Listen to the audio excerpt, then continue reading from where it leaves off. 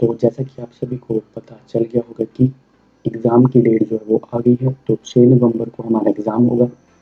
तो ज़्यादा से ज़्यादा हमारे पास 3 मंथ का वक्त है, तो 3 मंथ काफ़ी होते हैं इस एग्ज़ाम को क्रैक करने के लिए। और जो हमसे पहले से जुड़े हुए हैं तो उनकी तैयारी तो अच्छे से चल रही होगी। तो डिस्क्रिप्शन में मैं आपको टेलीग्राम का लिंक दे दूँगा, टेलीग्राम चैनल का, तो आप वहाँ से जाकर टेलीग्राम चैनल को ज्वाइन कर लेना। जैसे ही एग्ज़ाम को 1 मंथ रह जाएगा तो उसमें हम free of cost mock test आपको प्रोवाइड करेंगे। चलिए शुरू करते हैं। आज का हमारा टॉपिक है OSI model, Open System Interconnection. The Open System Interconnection OSI model define a networking framework to implement protocol in layers.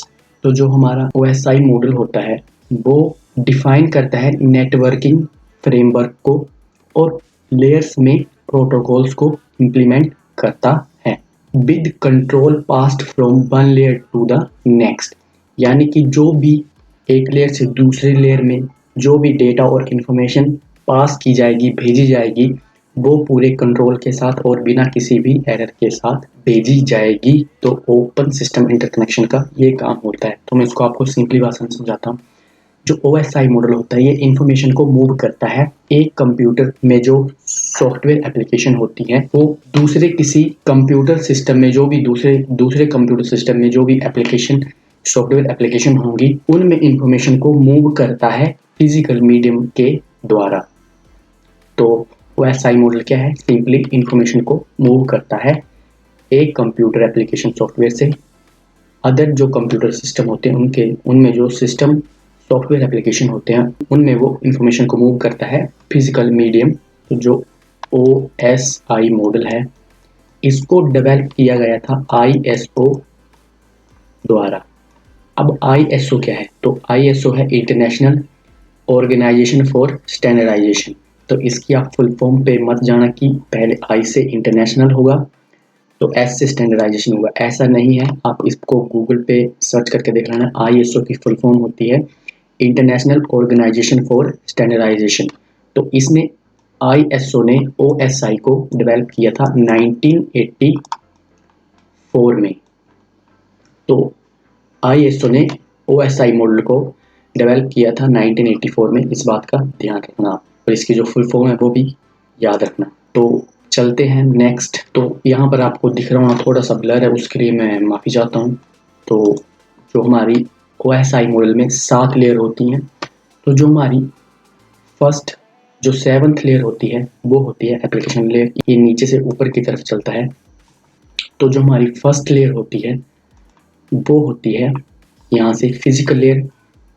जो सबसे लास्ट लोएस्ट लेयर होती है OSI मॉडल की फिजिकल लेयर, और वैसे वो फर्स्ट लेयर होती है, पहली होगी, ऐसे नंबर वाइज वो फर्स्ट होगी। सेकंड आती है data link, third network, fourth transport, fifth session, sixth presentation और सेवंथ जो है वो एप्लीकेशन लेयर आती है। तो इनमें अब ये जो फर्स्ट 4 लेयर होती हैं इनको कहा जाता है अपर लेयर। याद रखना जो फर्स्ट 7, 6, 5, 4 ये जो है ट्रांसपोर्ट, सेशन, प्रेजेंटेशन, एप्लीकेशन, ये जो 4 लेयर हैं इनको कहा जाता है अपर लेयर। और जो नीचे वाली हैं जो फर्स्ट, सेकंड और थर्ड हैं फिजिकल, डेटा लिंक और नेटवर्क, इनको कहा जाता है लोअर लेयर। तो इन बातों का आप ध्यान रखना। तो उसके बाद आता है जैसे कि यहाँ पर आप देख रहे होंगे ये है एक होस्ट A और होस्ट B। तो इनके बीच जो भी डेटा और इंफॉर्मेशन ट्रांसमिट होगी एक दूसरे में तो वो किन मीडियम से होगी? तो वो देखना फिजिकल लेयर में फिजिकल टू फिजिकल जाएगी बिट्स में, डेटा लिंक्स में जाएगी फ्रेम्स में, नेटवर्क्स में जाएगी पैकेट्स में, जो भी उसमें ट्रांसपोर्ट का मीडियम जो भी उसमें ट्रांसमिशन होगा वो पैकेट के मीडियम से होगा, ट्रांसपोर्ट में सेगमेंट से होगा और सेशन, प्रेजेंटेशन, एप्लीकेशन में डेटा से होगा। तो इस बात का ध्यान रखना। और उसी के साथ जो OSI मॉडल होता है, OSI मॉडल में जो ट्रांसपोर्ट लेयर होती है वो OSI मॉडल की हार्ट मानी जाती है। तो इस बात का आप ध्यान रखना, ट्रांसपोर्ट लेयर OSI मॉडल की हार्ट मानी जाती है। तो चलते हैं नेक्स्ट। तो सबसे पहले आती है 7th लेयर जो कि है application layer.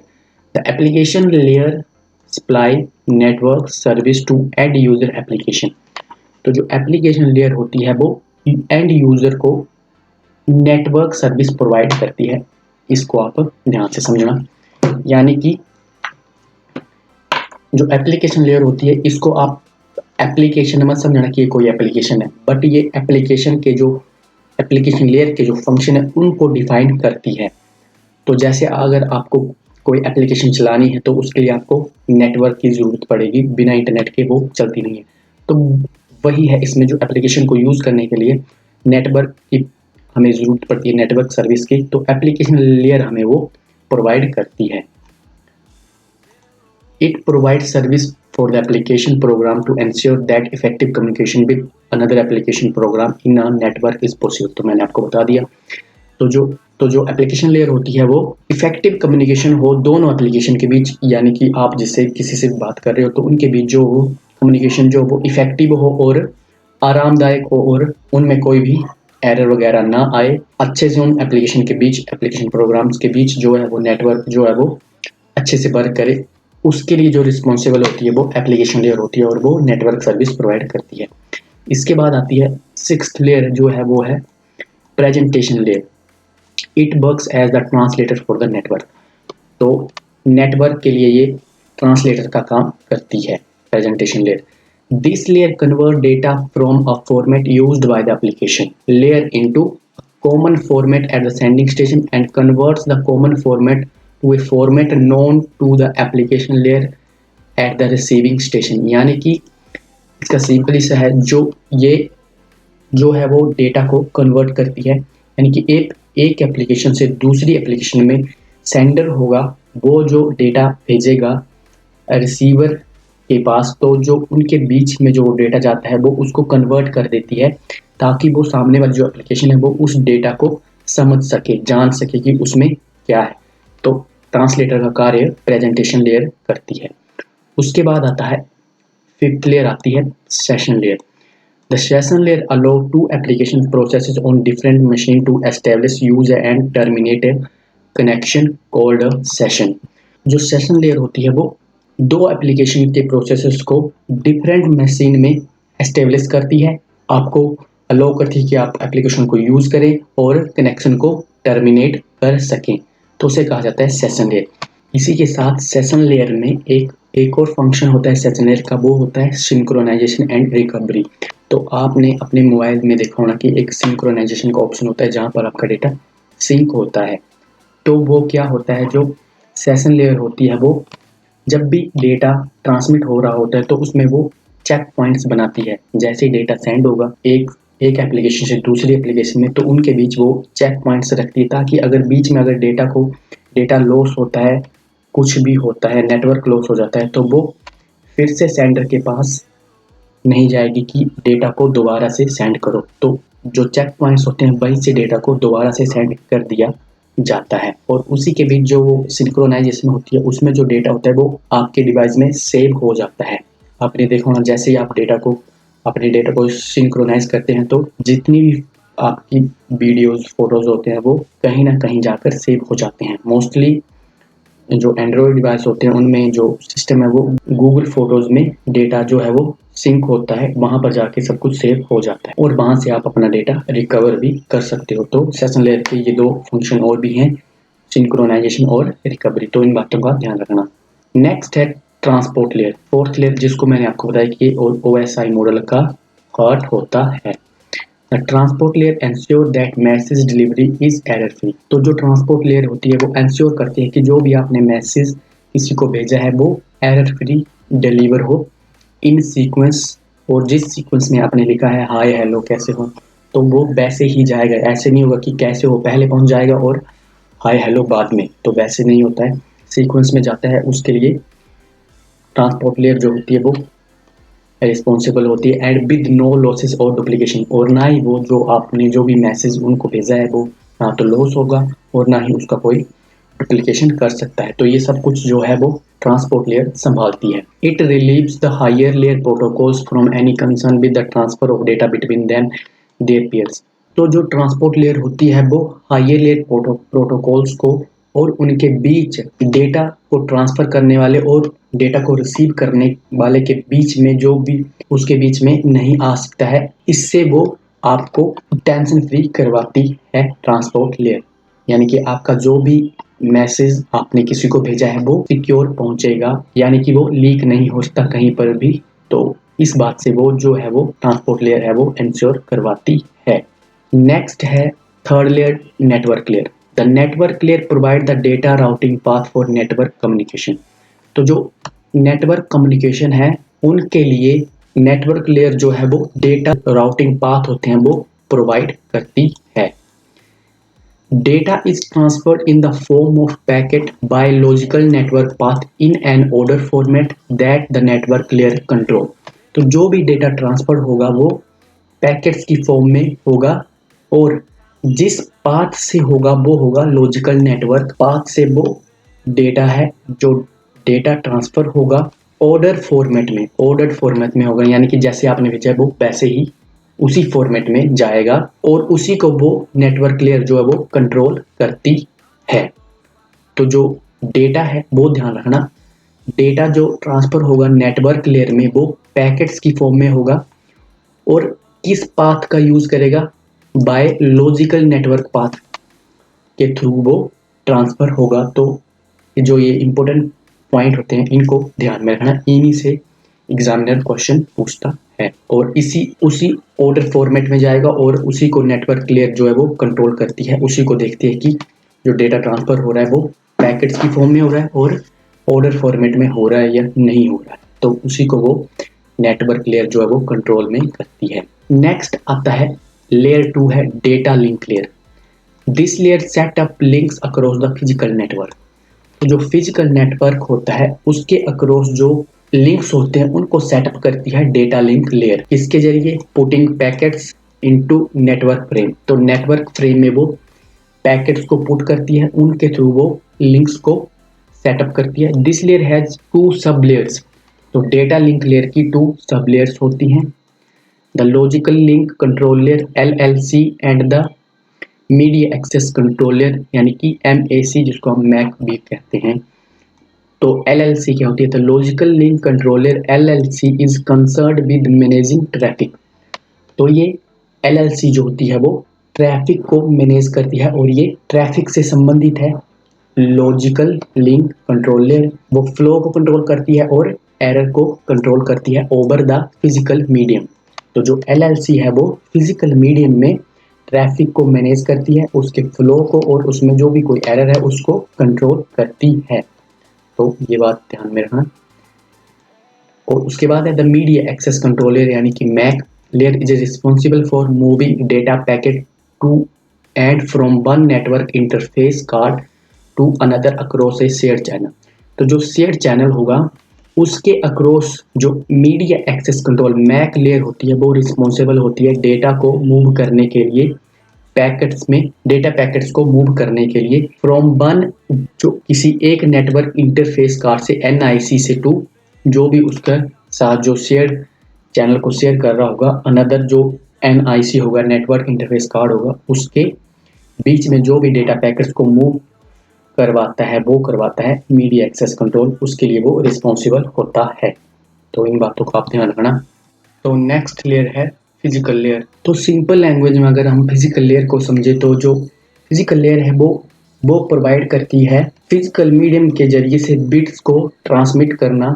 It provides a physical medium through which bits are transmitted, यानी कि बिट्स को ट्रांसमिट करने के लिए वो फिजिकल मीडियम प्रोवाइड करती है। फिजिकल मीडियम के थ्रू हम बिट्स को ट्रांसमिटेड करते हैं, फिजिकल लेयर ये फैसिलिटी हमें प्रोवाइड करती है। तो नेक्स्ट है IPv4 and IPv6 the internet protocol in OSI। तो जो IPv4 है यानी कि इंटरनेट प्रोटोकॉल वर्जन 4 और वर्जन 6, तो जो मोस्टली इनमें से IPv4 जो है वो वाइडली यूज होता है इंटरनेट प्रोटोकॉल वर्जन 4, और जो IPv6 है उसको वो एक नेक्स्ट जनरेशन का प्रोटोकॉल है। तो IPv4 and IPv6 are different version of the internet protocol. तो ये डिफरेंट वर्जन है इंटरनेट प्रोटोकॉल के, IPv6 is also called IPNG, यानी कि इंटरनेट प्रोटोकॉल नेक्स्ट जनरेशन, यानी कि जो IPv6 है उसको इंटरनेट प्रोटोकॉल नेक्स्ट जनरेशन के नाम से भी जाना जाता है, तो इस बात का ध्यान रखना। और उसी के साथ साथ यहाँ पर देख लीजिए जो IPv4 एंड IPv6 है, जो IPv4 है वो 32 बिट का होता है, 4 बाइट्स, यानी कि एक बिट में जो एक बाइट बनती है उसमें 8 बिट्स होती हैं। तो जब आप 32 को 8 से डिवाइड करोगे तो 4 बाइट्स आपके पास आएगा, या 4 बाइट्स को आप 8 बिट से मल्टीप्लाई कर दो तो 32 बिट आएगा। तो इस बात का ध्यान रखना, जो मैंने आपको मेमोरी वाली वीडियो में बताया था। IPv4 में 32 बिट का होता है IPv4, और ये क्वेश्चन पूछा जाता है। और 4 बाइट्स अगर बाइट्स में बिट को बाइट्स में कन्वर्ट करेंगे तो 4 आएंगी। Numeric address written in decimal and separated by periods, तो आपसे क्वेश्चन ऐसे भी पूछा जा सकता है कि कौन सा वर्जन है जिसको डेसिमल में लिखा जाता है और पीरियड के साथ सेपरेट किया जाता है। तो आपको पता होना चाहिए जो IPv4 है वो डेसिमल में लिखा जाता है, डेसिमल में लिखा हुआ है, और पीरियड के साथ उसको सेपरेट किया गया है, पीरियड लगा के उसको अलग किया गया है। तो कुछ इस फॉर्मेट में लिखा होगा आपका IPv4 where NNN is a number between 0 and 255 के बीच में।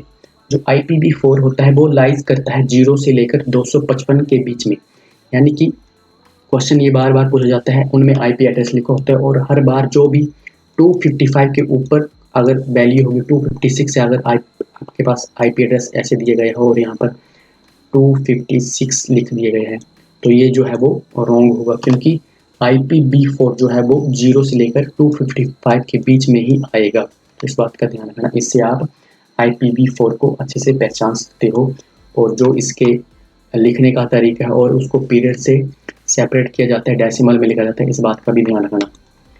फिर आता है IPv6 और वर्जन 6, और इसको नेक्स्ट जनरेशन भी कहा जाता है। तो ये 32 बिट का होता है और बाइट्स में 16 बाइट्स का होता है। तो क्वेश्चन आपसे कैसे पूछा जा सकता है, कितने बिट का होगा या कितने बाइट का होगा। तो याद रखना, अगर आपको एक चीज़ याद होगी और आपको पता है कि एक बिट 8, जो एक बाइट होती है वो 8 बिट की होती है, तो आप इसको 128 को 8 से डिवाइड करो, 16 बाइट्स आपके आ जाएंगी, या 16 बाइट्स हैं तो आप उनको 8 से मल्टीप्लाई कर दो तो भी 128 बिट बन जाएंगी। तो इस बातों का ध्यान रखना। तो जो IPv6 होता है वो एड्रेस लिखा जाता है हेक्साडेसिमल में एंड सेपरेट बाय कॉलन्स। तो कुछ इस फॉर्मेट में लिखा होगा और उनको सेपरेट किया होगा कॉलन से, ये जो है वो कॉलन से, तो ये आपको दिख रहा होगा। तो जो हेक्साडेसिमल होता है वो 0 से लेकर 9 तक और A से लेकर F तक में लिखा जाता है हेक्साडेसिमल, यानी यहाँ से लेकर यहाँ तक हो जाएंगी 10, और A जो है वो 11, B12, C13, D14 और F15। तो ये 0 से लेकर यहाँ तक जो होते हैं वो टोटल जो होते हैं वो 16 होते हैं हेक्साडेसिमल में। तो हेक्साडेसिमल में लिखा जाता है और कॉलन से उसको सेपरेट किया जाता है। तो इस तरह ध्यान रखना, F तक ही आएगा। अगर कहीं पर आपको EFG अगर कहीं पर आपको देखने को मिलता है तो यानी कि वो जो है वो IP एड्रेस 6 नहीं है, वो गलत होगा। तो इस बात का ध्यान रखना, हेक्साडेसिमल में ही लिखा होगा वो। तो आई होप आपको ये वीडियो पसंद आई होगी और आपके लिए वीडियो फ्रूटफुल रही होगी।